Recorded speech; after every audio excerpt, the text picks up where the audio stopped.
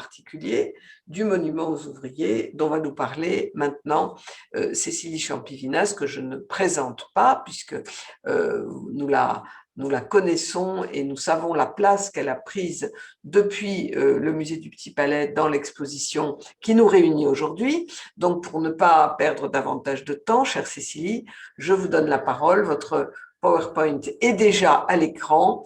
C'est à vous pour une vingtaine de minutes. Merci, merci Claire. Alors, donc, je prends la suite de David Desplechin qui a parlé donc, de Meunier, et puis je reviens sur ce projet de monument aux ouvriers de Jules Dalou.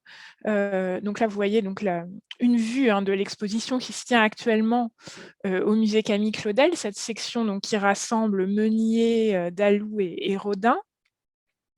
Et je voulais commencer donc, cette présentation par citer un article de Paul Vitry qui m'a beaucoup servi, je dois l'avouer, pour préparer cette communication, où il évoque la découverte de toutes ces petites esquisses de Dalou, puisque juste après sa mort, puisqu'en fait, Dalou donc, meurt en 1902, ça fait 20 ans qu'il travaille à ce projet qui n'a pas encore trouvé d'aboutissement. Et évidemment, ces exécuteurs testamentaires, après sa mort, vont dans son atelier et découvrent plein de figurines, d'études qui n'avaient jamais été montrées. Donc voici ce qu'écrit Paul Vitry. Dans un coin d'atelier de l'impasse du Maine, vivait obscurément dans la terre ou le plâtre des esquisses, tout un peuple de travailleurs, d'artisans minuscules, animés d'une vie grandiose. Et peu d'ensembles d'art nous ont procuré une émotion comparable. J'aime bien donc ces mots de Paul Vitry qui insiste sur cette émotion d'art qu'il a ressentie au moment où il a vu toutes ces petites études pour ce monument aux ouvriers. Comme je vous l'ai déjà dit, donc elles sont encore miraculeusement conservées, puisque elles font partie de ce fond Dalou du Petit Palais, qui comprend en tout presque 400 sculptures, dont une centaine sont consacrées au monument aux ouvriers. Et donc là, je vous montre à l'écran une vue de l'exposition Jules Dalou, le sculpteur de la République, qui avait été organisée en 2013 au Petit Palais, et dont j'avais été commissaire avec Amélie Simier, et où on avait pu montrer vraiment l'intégralité, alors pas tout le fond Dalou, mais en tous les cas l'intégralité des études consacrées au monument aux ouvriers. Et le but, et je pense que ça avait été atteint, c'était de justement faire revivre cette émotion d'art qu'évoque Paul Vitry quand on découvre toutes ces figures assemblées. Alors voilà une autre vue donc, de l'exposition, et où on voit bien évidemment les différentes typologies de sculptures, à la fois des petites figures en ronde bosse, mais aussi des reliefs et des hauts-reliefs, et puis des maquettes que vous apercevez à l'arrière-plan, qui nous montrent en fait les différents projets envisagés par le sculpteur.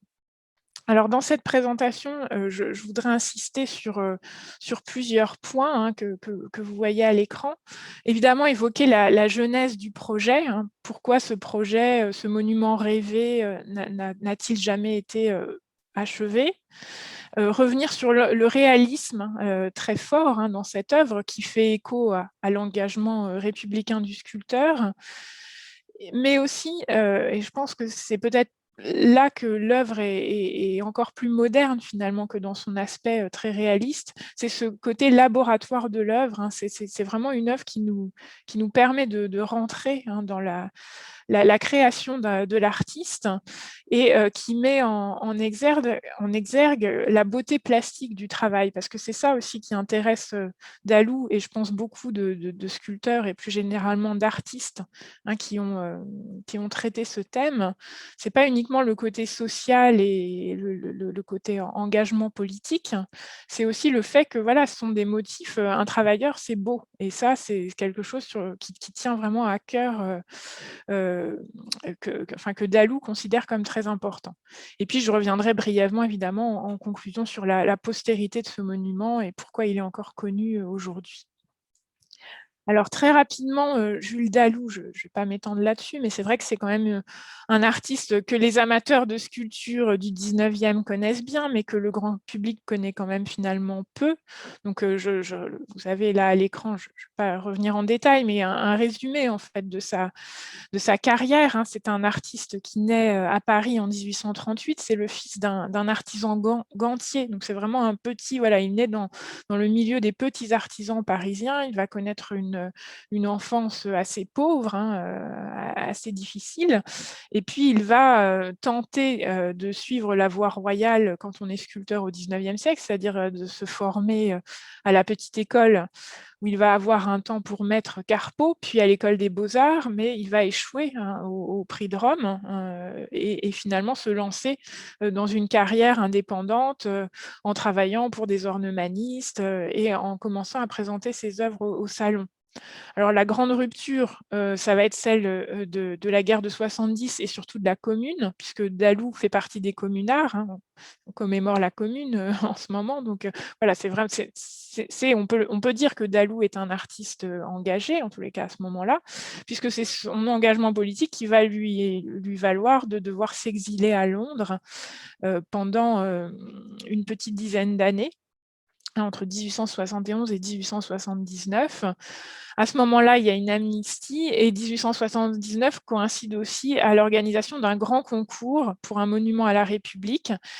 Dalou y participe, alors je ne reviens pas en détail, mais il ne va pas gagner ce concours, mais son monument, qui est en fait le futur monument de la place de la Nation, va quand même attirer l'attention du jury qui va lui commander ce monument. Alors pas pour la place de la République, puisque le monument est commandé aux frères Maurice, c'est le monument qui se trouve toujours en place aujourd'hui, mais on va quand même lui commander son grand monument pour la place de la Nation. Et à partir de ce moment-là, la carrière de Dalou est lancée et il ne va pas cesser jusqu'à sa mort en 1902 de cumuler hein, les commandes. Ça va être un petit peu, parfois on l'a qualifié de sculpteur officiel de la Troisième République, et c'est vrai qu'il va multiplier les grands monuments républicains aux grands hommes, on peut penser aux monuments, mais aussi des monuments peut-être un peu plus originaux. On pense par exemple au monument à Delacroix au jardin du Luxembourg. Alors là, vous voyez à l'écran un portrait de Dalou en famille, hein, avec sa femme et sa fille, un très beau portrait par un peintre anglais, Alma Tadema. Et puis, avant donc, de passer dans le vif du sujet, je voulais quand même donner quelques pistes bibliographiques, rappeler, et puis surtout rappeler le travail hein, d'Amélie Signé, hein, qui est vraiment, c'est vraiment elle qui a travaillé sur le fond Dalou du Petit Palais, qui en a publié le catalogue. Et voilà, donc évidemment, toute ma présentation aujourd'hui doit énormément à son travail. Et puis, rappeler quand même les articles, comme je disais, plus anciens. Hein, le premier biographe de Dalou, Maurice Dreyfus, donne beaucoup d'informations justement sur la genèse du monument aux ouvriers, tout comme Paul Vitry, hein, qui a publié un article que j'ai cité en introduction. Alors, vous voyez quelques vues hein, de Dalou, enfin de Dalou dans son atelier, et puis Dalou vu par son rival et ami Rodin, hein, qui a fait ce très beau buste. Tout ça pour rappeler le côté quand même extrêmement républicain, mais aussi austère hein, de cet artiste un petit peu en retrait. Et ce n'est pas un hasard si les articles qui paraissent à sa mort et qui parlent de son monument aux ouvriers s'intitulent souvent Dalou inconnu. Hein. C'est vraiment quelqu'un qui a gardé secret, dans le secret de l'atelier, ce projet de monument. Alors, ce projet, en fait, naît, comme je vous l'ai déjà dit, d'une espèce de frustration au moment de l'inauguration du triomphe de la République, place de la Nation. Alors, vous voyez ici ce monument en place au début du XXe siècle, hein, sur cette carte postale assez amusante où on voit les petits-enfants autour qui donnent l'échelle de ce monument tout à fait colossal. Et en fait, il y a eu 2 inaugurations, comme ça se faisait au XIXe siècle. Une première en 1889, où on va inaugurer un monument en plâtre à grandeur et qui se déroule dans des conditions un peu tendues. C'est le moment de la crise boulangiste et ce qui fait qu'au moment de l'inauguration, Dalou est frappé, nous dit son biographe, par le côté trop officiel de cette manifestation et par le fait que les ouvriers, les travailleurs ont été exclus de la fête qui aurait dû avoir lieu en leur honneur au moment de l'inauguration de son triomphe de la République. En effet, dans ce triomphe, donc c'est un grand manifeste républicain, comme son titre l'indique. Je rappelle l'iconographie, je reviens peut-être sur cette diapositive, c'est évidemment la figure de la République portée en triomphe sur un char tiré par un lion et un génie de la liberté, qui est accompagné de 3 figures allégoriques. Vous avez la justice. À l'arrière, vous ne la voyez pas, il faut l'imaginer ou aller voir le monument, c'est l'abondance, toujours dans cette idée de prospérité qui accompagne le régime républicain. Et puis le travail, cette figure qu'on a déjà évoquée plusieurs fois, ce travailleur avec son tablier, ses sabots, son marteau. Mais Dalou se dit, quand il revient de cette inauguration, il se dit: «Ah mais je ne suis pas allé assez loin, j'ai raté en fait ce monument». Comme je vous l'ai dit, c'est un artiste extrêmement perfectionniste et il a le sentiment de ne pas être allé au bout de ce qu'il aurait pu faire. Alors, comme il l'écrit dans une note, je prends la résolution d'entreprendre sans plus attendre le monument que je rêve depuis 1889 à la glorification des travailleurs. Ce sujet est dans l'air, il est d'époque et sera quelque jour traité par un autre. Il faut prendre date, l'avenir est là. C'est le culte appelé à remplacer les mythologies passées. Ce sont des mots qui sont assez forts, il me semble, où on voit vraiment comment, pour Dalou, c'est vraiment l'art moderne, c'est cette représentation du travail qui est amenée à ouvrir finalement l'avenir aux artistes. Alors, à partir de 1889, on sait que Dalou va travailler à ce monument, mais c'est aussi, il travaille un petit peu quand il peut, puisque, comme je vous l'ai dit, il cumule en même temps plusieurs autres grandes commandes qui vont l'accaparer. Et donc, son projet évolue. Alors, les maquettes qui sont conservées au Petit Palais permettent de comprendre un peu l'évolution de ce projet. Alors, il y a peut-être eu 2 projets, en fait. Peut-être un projet de monument aux paysans. Là, vous voyez une première idée qui aurait pris la forme d'une figure équestre, d'un paysan sur un cheval avec au sommet d'une architecture avec des figures en haut relief et des reliefs qui décorent le piédestal. Et puis finalement, il trouve que cette forme est encore trop influencée par la tradition classique des figures équestres. Et Dalou va opter pour une figure de semeur isolée sur un socle, et puis plutôt pour un espèce de pylône, une grande tour, alors d'abord octogonale, et puis finalement un grand pylône qui correspond, enfin qui est le dernier état en fait du monument connu. Donc ce monument aux ouvriers aurait pris la forme d'un grand pylône décoré par des attributs, mais enfin, qui étaient en fait des outils des travailleurs, et puis des figures en haut relief évoquant différents métiers, et enfin des reliefs sur la partie basse, le soubassement, 4 reliefs évoquant les métiers, donc les pêcheurs, les mineurs, les travaux des champs. Enfin voilà, il y a encore, comme chez Meunier, cette référence, je pense, aux 4 éléments qui est encore présente chez Dalou. Alors, la disposition, hein, là encore, on peut citer Dalou. Vous voyez ce qu'il écrit à propos de ce dernier projet. La disposition générale tiendrait à l'insigne de Priape, dieu des jardins, emblème de la création, de la borne, berceau et tombe du pauvre, enfin du tuyau de l'usine, prison où il passe sa sombre vie. Donc, vous voyez évidemment toute la sémantique, hein, on peut interpréter beaucoup autour de ce monument, de ce projet de monument aux ouvriers. Alors, je passe rapidement, hein, sur cette vue que vous avez déjà, la vue de l'exposition que vous connaissez maintenant. Et ce qui est intéressant, donc, c'est de voir que Dalou ne va pas cesser, hein, de multiplier les études. Il a une méthode de travail qui est influencé par la pratique académique, et ça, c'est un paradoxe, parce que vous avez vu que c'est un artiste qui a échoué, en fait, dans le cursus académique, mais qui va rester quand même marqué par cette tradition qui veut qu'avant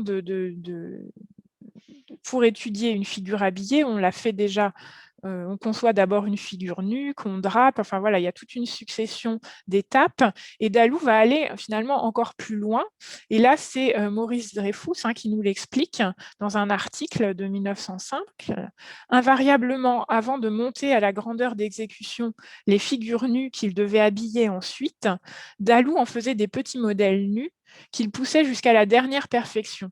C'était sa manière à lui d'essayer les mouvements, et si la petite figure nue ne lui donnait pas satisfaction, il faisait une autre figure nue, et ainsi de suite jusqu'à satisfaction complète. Par malheur, il n'attachait aucune importance à ces travaux-là. C'était ce qu'il appelait apprendre sa leçon, avant de la réciter en public.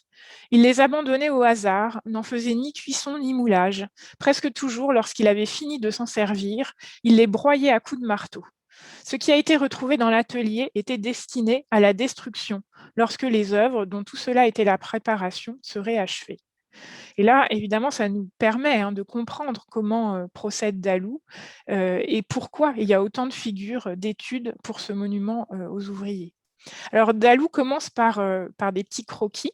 Alors ça, cette partie, les croquis rapidement esquissés sur des petits bouts de papier, des enveloppes, des cartes de visite, tout ça, c'est quelque chose qui ne figure pas dans le fond du Petit Palais, puisqu'on a essentiellement le fond sculpture, mais qui avait été quand même mis en valeur en 2013 dans l'exposition Dalou, puisque on a la chance donc d'être en contact avec le descendant d'un des praticiens de Dalou qui a encore, hein, ce fonds d'atelier documentaire de Dalou et plusieurs dessins. Donc, je vous en montre quelques-uns. Là, vous voyez une esquisse pour la figure du semeur, et puis une feuille, hein, tout à fait impressionnante, où on voit comment Dalou réfléchit à l'aspect que prendra son grand monument, hein. Je ne sais pas si je vous ai donné la dimension, mais il envisageait quand même des dimensions tout à fait importantes, jusqu'à 25, voire 32 mètres de haut, hein, pour cette gigantesque colonne.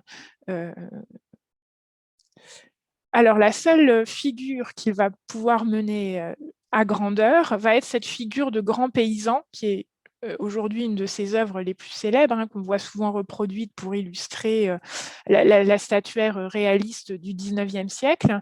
Et cette sculpture, évidemment, nous permet de comprendre, là encore, comment procède Dalou, puisque vous voyez qu'on a plusieurs études qui s'y rapportent, hein, dans le fond du Petit Palais, et on voit que Dalou a beaucoup travaillé sur le geste, hein, le geste le plus juste, c'est vraiment ce qui l'intéresse, comment représenter ce paysan.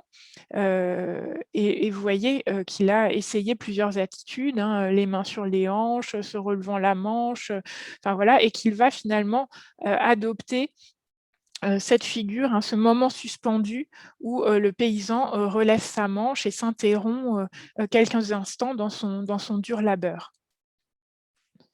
Il va également multiplier les études de bustes et qui vont donner lieu à certaines des œuvres qui sont, de mon point de vue, les plus belles, hein, dans le fond Dalou. C'est des études tout à fait magnifiques. Et vous voyez qu'il fait poser, hein, plusieurs modèles jusqu'à temps de trouver le modèle qui lui semble vraiment emblématique, hein, du paysan français qu'il veut glorifier.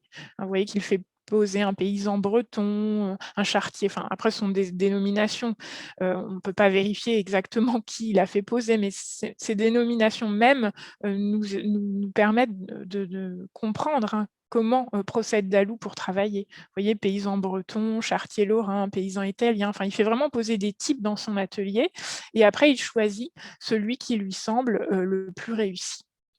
Vous avez le très beau buste hein, de Terrassier également, qui est bien mis en valeur dans l'exposition du musée Camille Claudel. Alors, on retrouverait la même chose, hein, les mêmes études préparatoires pour cette figure de terrassier, qui est finalement l'un des deux seuls hauts reliefs que Dalou va réaliser au quart d'exécution. Hein. Évidemment, il faut comprendre que toutes ces figures, en fait, ne sont que des études pour des reliefs. Et vous voyez qu'il en a une conception très personnelle, et là je cite encore Maurice Dreyfus, hein, quand bien même dans un bas-relief il ne devait montrer qu'une faible partie d'un personnage, et d'un seul côté bien entendu, il entendait avoir vu de ses yeux vus ce personnage tout entier, et pour cela il l'exécutait dans son mouvement au complet, en ronde bosse, entièrement nu, et sans omettre ni un muscle ni un ongle, et il mettait autant de conscience à l'exécution des parties invisibles dans le bas-relief qu'à celle de parties qui viennent au premier plan. Maintes fois, il allait plus loin encore. Donc évidemment, c'est cette quête hein, de la perfection qui explique et le temps que Dalou va consacrer à ce monument, mais aussi, comme je le disais en début de la matinée, ça explique aussi sans doute pourquoi ce monument n'a jamais été achevé. Alors, évidemment, il y a il y a une part d'engagement hein, de Dalou dans le choix du sujet du travail, qui fait écho à son propre engagement républicain, un engagement qui est souligné par ses biographes au moment au début du XXe siècle.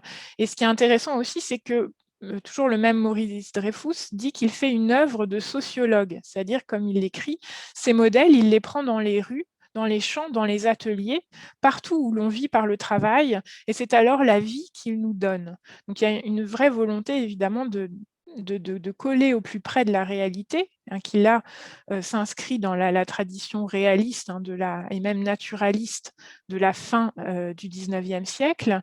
Et évidemment, quand on lit ces lignes, on ne peut pas s'empêcher de penser hein, au peintre de la vie moderne de Baudelaire. On peut considérer hein, que Dalou serait en quelque sorte le sculpteur de la vie moderne, celui qui observe hein, les travailleurs de son époque, mais là encore, dans le choix des métiers hein, qui auraient été représentés dans son grand monument, il y a un choix très personnel qui fait que Dalou ne s'intéresse pas hein, aux métiers intellectuels et au contraire veut mettre en avant le monde paysan et le monde ouvrier et les petits métiers. Mais ça ne va pas plus loin. Et ça fait écho à sa propre conception de l'art. Hein. Dalou se revendique avant tout comme un ouvrier et il se méfie hein, des cercles artistiques officiels. Alors, la démarche de Dalou pourrait être qualifiée de naturaliste, hein, un petit peu à l'instar d'un Zola pour Germinal. Dalou fait des espèces d'enquêtes sur le terrain. Comme je vous l'ai dit, c'est un sculpteur parisien, mais pour son monument aux ouvriers, il va profiter de séjours qu'il fait chez des amis, par exemple à Toul ou dans la campagne de l'Île-de-France, pour observer ces travailleurs sur le vif. Et en parallèle, il se documente, mais là encore, c'est son fonds d'atelier donc conservé en collection privée qui nous permet hein, de prendre la mesure quand même du travail documentaire accompli par le sculpteur, puisqu'il avait toute une collection de photographies qui représentaient, vous en voyez certaines là à l'écran, hein, des mineurs, des paysans, des pêcheurs, et on voit très bien, par exemple, comment cette photo hein, d'un paysan appuyé sur sa pelle a servi plus ou moins de modèle pour cette figure du terrassier que j'ai montré tout à l'heure. Alors, c'est une démarche qui va avoir une certaine postérité, puisque ça sera encore celle hein, d'Antoine Bourdelle pour ce monument à Mont-Solémine que j'ai évoqué, hein, que vous voyez à l'écran. Vous avez cette même démarche, hein, cette volonté d'aller sur le terrain, j'en ai déjà parlé, de faire des enquêtes documentaires, de collectionner des photographies, voire même des objets, hein, comme ce chapeau de mineur ou comme le panier. Il y avait on sait que Bourdelle s'était fait envoyer un panier pour trier le charbon. Hein, c'était les femmes qui étaient chargées de cette tâche, ces femmes qu'on appelait les caffus, hein, reconnaissables à leur grand foulard qui leur protégeait les cheveux. Enfin voilà, il y a toute une volonté d'observer au plus près la réalité du travail qui est propre à la fois à Bourdelle et à Jules Dalou. Et puis enfin, ce qui est important, il y a aussi cette beauté plastique, hein, du geste du travailleur, et c'est finalement ça qui prime quelque part chez nos artistes, plus à mon avis que l'engagement politique qui est présent, mais qui n'est jamais prégnant. Enfin, en tous les cas, à mon avis, pas à ce moment-là dans l'histoire de l'art. Ce qui prime pour Dalou, c'est quand même le fait que, voilà, on se rend compte à ce moment-là qu'un travailleur, bah, c'est beau, hein, comme il l'écrit, il aurait dit à un journaliste, maintes fois avoué Dalou, je me suis trouvé en face de travailleurs en bourgeron, une blouse, les manches retroussées, le col défait et les cheveux en désordre. Je ne sais rien de plus beau. Aussi ne pouvais-je résister à la tentation d'en prendre des croquis. Là, vous voyez un de ces très beaux dessins, hein, l'homme au sac, qui fait partie des collections du Petit Palais. On a peu de dessins de Dalou, mais voilà, on en a quand même 2 très beaux qui sont à l'exposition.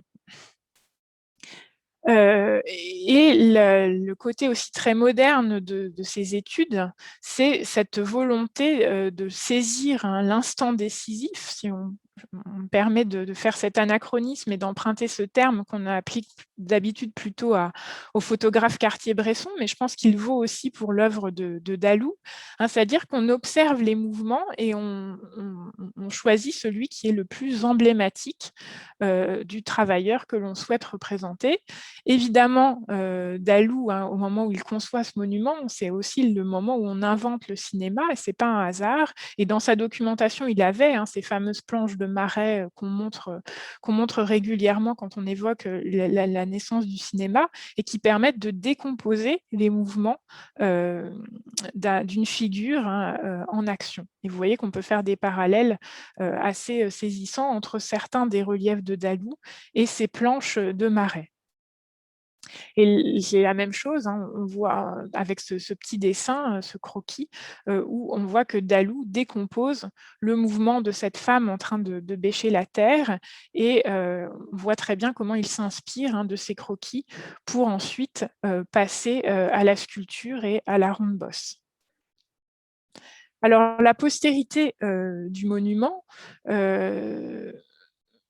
elle est assez paradoxale puisque, comme je l'ai expliqué, c'est un monument conçu dans le secret de l'atelier. Les petites figures, les esquisses restent dans une armoire et ne sont pas montrées sauf aux très proches. Parmi les très proches, il y a notamment un certain Richer, qui va être un des exécuteurs testamentaires de Dalou et dont on montre certaines œuvres qui sont nettement inspirées des travailleurs de Jules Dalou. Donc, on peut en voir certaines dans l'exposition du musée Camille Claudel.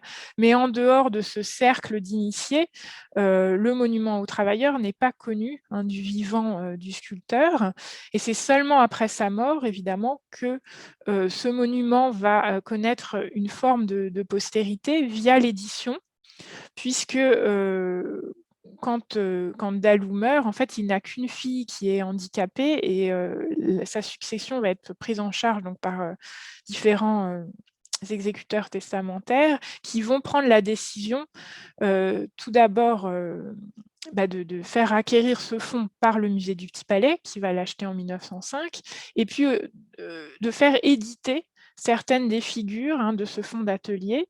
Et parmi les figures, il va y avoir plusieurs travailleurs, hein, notamment le grand paysan. Et là, je vous montre, hein, pour terminer, une des vues de l'exposition de 2013, qui se terminait justement par cette évocation des éditions posthumes de Dalou. Et c'était très amusant, vous voyez cette vitrine consacrée aux grands paysans, où on voit, ce sont la maison Sus qui avait édité cette figure, et on voit qu'il y avait plusieurs tailles. Ça avait un petit côté Dalton, mais voilà, c'est vraiment des figures qui ont connu comme ça une large diffusion via l'édition en bronze, mais aussi via l'édition en céramique, puisqu'il y a eu quelques ouvriers qui ont été édités par la manufacture de Sèvres. Donc c'est surtout via ces éditions posthumes que les travailleurs continuent à être connus. Il y en a régulièrement sur le marché de l'art, ces figures sont connues des amateurs, mais c'est vrai qu'en dehors de cette postérité via l'édition, le monument de Dalou ne va pas connaître véritablement une réalisation, en tous les cas pas sous la forme qui a été celle par exemple du projet de Meunier évoqué par David Desplechin tout à l'heure. C'est malgré tout un monument qui va rester à l'état fragmentaire et la figure la plus emblématique qui est ce grand paysan qui va être montré en hommage à Dalou à l'année de sa mort au Salon en 1902 reste, je pense, voilà, la figure la plus connue de Dalou, peut-être avec le monument de la place de la Nation, mais ça reste qu'un faible aperçu de ce qu'aurait pu être ce gigantesque projet que Dalou n'a pas eu le temps de mener à bien, mais peut-être ne le souhaitait-il pas vraiment. Je vous remercie. Merci beaucoup, Cécilie, pour cette communication qui fait état aussi de nouveautés par rapport donc à cette exposition que nous avons tous en mémoire, l'exposition de 2013.